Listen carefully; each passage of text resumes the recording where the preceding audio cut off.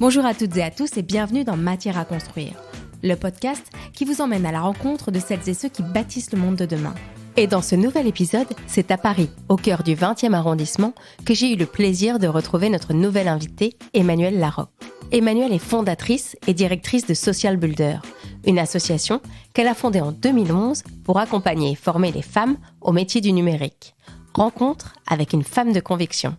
Emmanuelle, Social Builder fête ses 10 ans cette année. Est-ce que tu peux me raconter comment est née l'association ? Je voulais vraiment avoir un impact, notamment sur les sujets d'égalité. Et j'observais que dans le monde du travail, après un certain nombre d'années professionnelles, les femmes rencontraient des difficultés à évoluer. Et donc je me suis dit, bon, c'est pas possible, ça change toujours pas, malgré toutes les actions de nos mères, de nos grands-mères et des lois. Je me suis dit, voilà, il manque encore des dispositifs, des actions d'accompagnement qui permettent vraiment aux femmes de prendre toute leur place dans l'entreprise. Et c'est comme ça que ça a commencé. Et rapidement, on s'est mis sur le numérique. C'est-à-dire qu'on faisait le constat que les femmes avaient besoin de mieux connaître les métiers d'avenir, les métiers qui recrutent, la façon d'accéder à ces métiers et comment évoluer dans l'entreprise. Et ça a été le début de Social Builder. Voilà, permettre aux femmes de s'insérer dans les métiers numériques et techniques et d'accompagner aussi les organisations pour qu'elles les accueillent mieux et les fassent mieux évoluer. Voilà, donc c'est un projet un peu 360 degrés. On travaille avec les femmes et on travaille avec les entreprises. D'où te vient ce goût de l'entrepreneuriat ? Alors l'entrepreneuriat, je pense que c'est dans l'ADN de ma famille, c'est le modèle paternel. Voilà, mon père est un autodidacte qui a tout appris, j'irais avec les opportunités de la vie, et ça, il me l'a vraiment transmis très tôt. J'ai compris que rien n'était impossible, que bien sûr il fallait travailler, mais aussi il fallait être très connecté à son potentiel et à ce que la vie nous présentait. Et j'ai vite vu la vie comme une opportunité, un terrain de jeu, et j'ai voulu jouer avec, et c'est comme ça que je suis devenue entrepreneur. Et pourquoi le secteur du numérique ? Alors, si vous avez envie de tout savoir, j'ai choisi, quand je suis rentrée en seconde, l'option informatique. Donc, autant dire que ça fait un certain nombre d'années. Et à l'époque, on n'était pas nombreux. Et je me suis vite rendu compte que c'était des filières technologiques pour justement des jeunes qui voulaient rentrer dans la vie professionnelle très très vite. Et moi, j'ai envie de faire des études. Et là, je me suis retrouvée dans des filières, disons, beaucoup plus théoriques. Et aujourd'hui, c'est heureusement différent. C'est-à-dire qu'on allie la pratique et le théorique. Mais à l'époque, moi qui avais envie de rentrer dans la logique informatique, j'ai pas eu beaucoup le temps de le pratiquer, mais j'y suis revenue très très vite. C'est-à-dire qu'à la fin de mon école de management, j'ai voulu créer une boîte tech, qui a lamentablement échoué, mais je suis restée sur cette dynamique, je suis rentrée dans le monde du travail en tant que consultante IT, et j'aime cet environnement dynamique, innovant. Il se passe beaucoup de choses, on pense l'avenir. C'est pas tant l'automatisation, mais cette espèce de cohabitation entre la machine et les humains, que j'ai toujours apprécié. Et donc, je suis vraiment ravie aujourd'hui de continuer sur cette dynamique-là. C'est un environnement qui me va parfaitement. Et comme je dis toujours, pour ceux aussi qui se posent des questions sur est-ce que c'est ma place, moi, je suis pas du tout geek. J'ai pas envie de démonter des ordinateurs toute la journée. En revanche, je me sens très bien dans un environnement geek. On le sait peu, mais historiquement, les femmes ont été pionnières dans le secteur du numérique. Comment expliquer le fait que petit à petit, elles aient disparu de ce secteur et qu'elles soient si peu représentées aujourd'hui ? C'est ce que tu viens de partager, le fait que les femmes étaient pionnières dans l'informatique, on ne le sait pas assez, et c'est important de le redire pour expliquer que ce qui a été défait avec l'histoire peut être refait. Donc dans les années 40, c'est l'armée qui est allée chercher les femmes pour travailler sur la performance justement des armes. Et à l'époque, on ne faisait pas forcément un lien entre les mathématiques et l'informatique. Donc elles ont travaillé pendant très longtemps sur toutes les innovations autour de l'informatique, jusque dans les années 80. Et là, on voit vraiment un changement dans les courbes d'accès des femmes à l'informatique, aux filières informatiques, que ce soit au niveau de l'enseignement ou même au niveau des métiers, où en fait, là, on a les grands industriels qui ont commencé à commercialiser les jeux vidéo, les PC, qui sont rentrés dans les foyers. Et en fait, ils ont marketé ces nouveaux produits comme des outils un petit peu pour les garçons.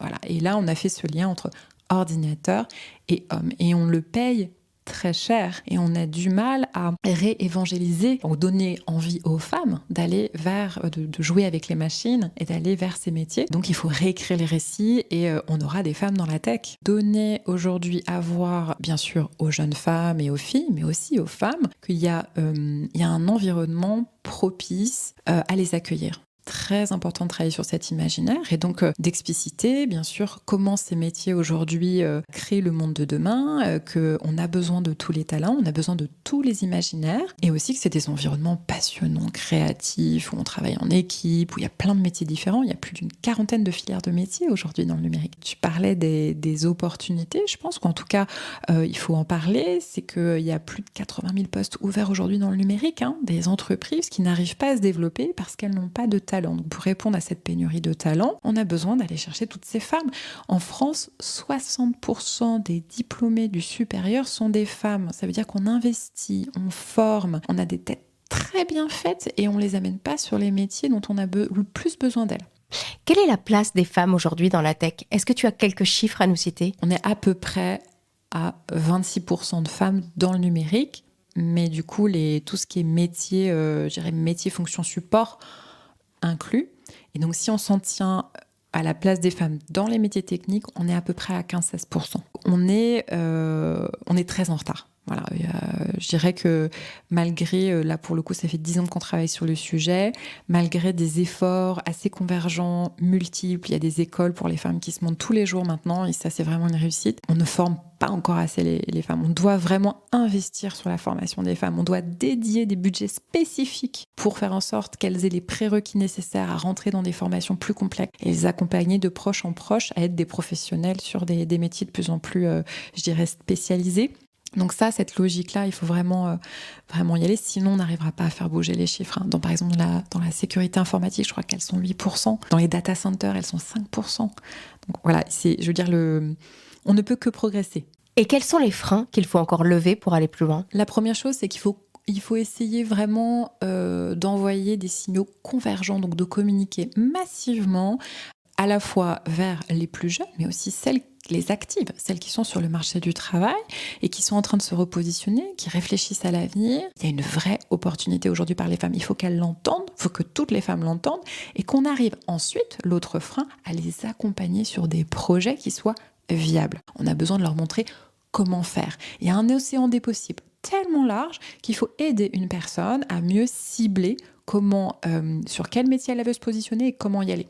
Aujourd'hui, pour aller sur ces métiers, il faut aussi être solide, avoir un bon background de compétences relationnelles, humaines, qui fait que on travaille bien dans une organisation, on travaille bien sur des projets qui sont souvent passionnants, exigeants, créatifs. Voilà. Donc parler aux femmes, les accompagner, et puis bien sûr, à un moment, il faut aussi parler aux entreprises pour qu'elles changent un peu leur façon de recruter. Elles recrutent encore beaucoup sur le diplôme d'ingénieur, mais on n'a pas tous besoin d'être ingénieur pour aller sur les métiers, des nouveaux métiers notamment qui demandent certaines compétences, mais pas forcément d'avoir fait les 5 ans d'études sur l'ingénierie, en ingénierie. Alors justement, quel est le profil des femmes qu'accompagne Social Builder ? Nous, Social Builder, on va accompagner essentiellement des demandeuses d'emploi qui sont en train de se reconvertir.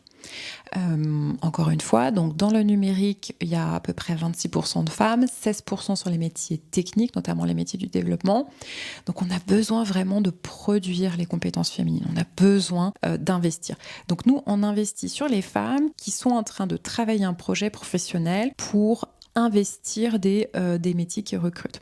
Donc c'est des femmes de 18 à 65 ans, ça peut être à peu près toutes les formations initiales qu'on peut imaginer ou pas d'ailleurs de formation, toutes les expériences de vie, là il y a récemment, je discutais avec une femme qui travaillait dans la petite enfance, à une femme qui était ingénieure en hydroélectricité. Donc c'est extrêmement large. Nous on essaie vraiment de faire correspondre un besoin d'organisation, un besoin d'entreprise avec une femme qui a déjà un certain cursus et de créer des parcours qui permettent vraiment à chacun de s'y retrouver et de faire une vraie rencontre qui ait de la valeur pour tout le monde. Est-ce qu'il n'y a pas aussi une question d'orientation ? Les filles, on le sait, sont bien moins nombreuses que les garçons à intégrer ces filières pendant leur scolarité. Comment faire pour les inciter à choisir cette voie ? Encore une fois, faut mettre en situation. Je pense qu'à partir du moment où on donne à un petit garçon, une petite fille, un jeu quel qu'il soit, il va le découvrir, elle va le découvrir, elle va s'approprier, elle va jouer avec, et puis au fur et à mesure, on va peut-être créer une envie. Voilà. Il faut que dès le plus jeune âge, on mette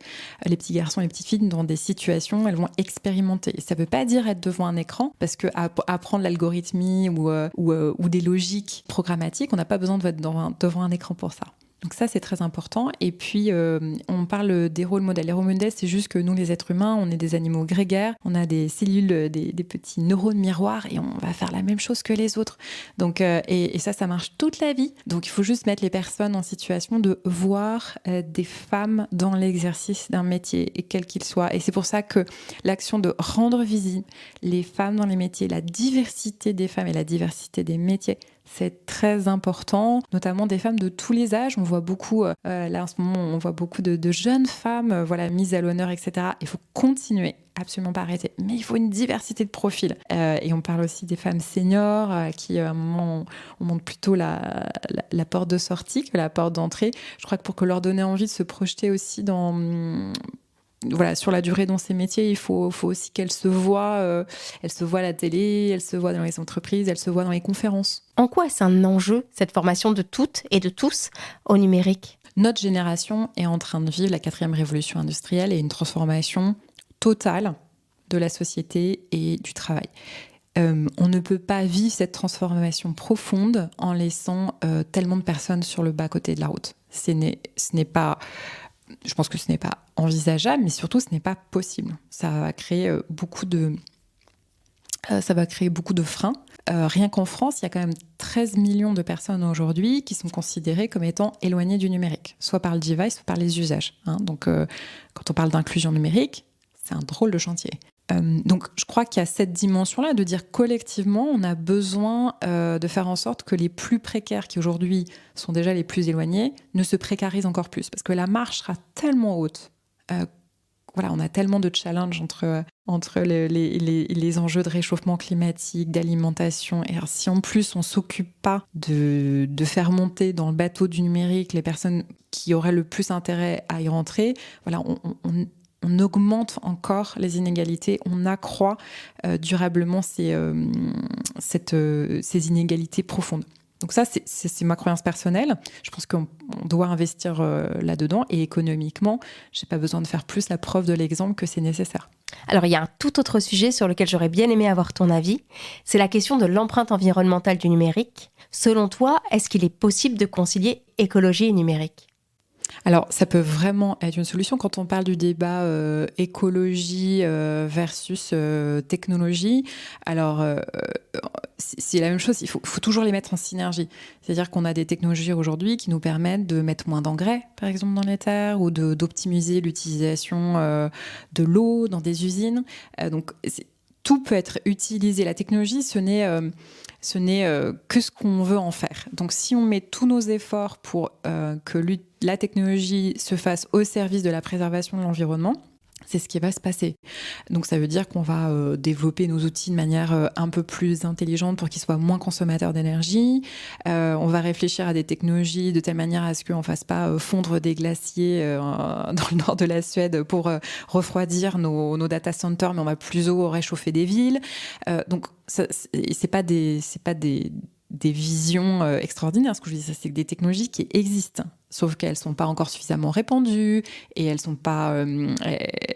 on a besoin de faire des choix politiques pour développer ces technologies et les généraliser.